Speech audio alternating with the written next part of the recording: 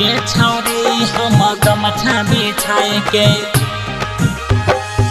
गेला बहु तोरा चित्ते सुताई के गमछा बिछाए के चित्ते सुताई के गमछा बिछाई के हमारा नहीं दिलही गे चुम्मा बोलाई के मकई के खेत में तू ओढ़नी बिछाई के डोर लगो हमारा शरम लगो तोरा गे लेबो भुइये सुताई के अरे चल जो छौरी हम गमछा बिछाई के लेबो तोरा चित्ते सुताई के चल हट हमारा नहीं दिलही गे चुम्मा बोलाई के मकई के खेत में तू ओढ़नी बिछाई के डोर लगो हमारा शरम लगो तोरा गे लेबो भुइये सुताई के छौरी हम गमछा बिछाई के लेबो तोरा चित्ते सुताई के चल पागल कहीं के गमछा बिछाई के सुताई के डीजे सोनू मोतिहारी बिछाई के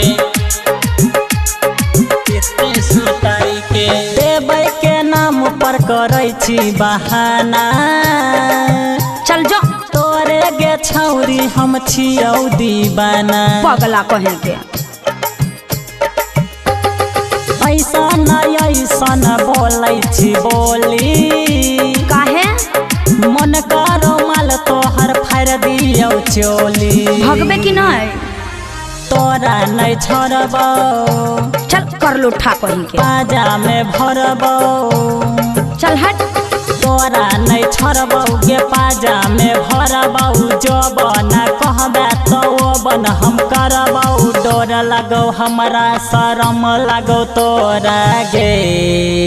लेबो भुइये सुताई के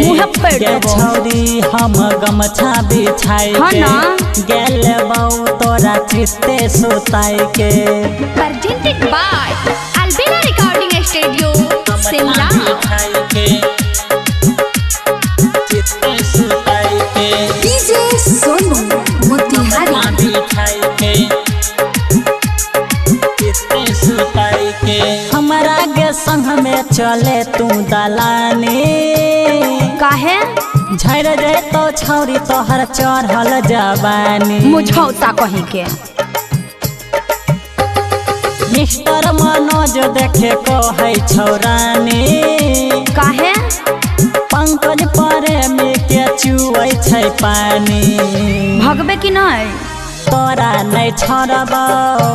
भगबे की नहीं प्यार हम करबो चल कर लो ठा कहीं के तोरा नहीं छोड़बो प्यार हम करबो कोरा में लेके हम सब कुछ करबो डोर लगो हमारा शरम लगो तोरा गे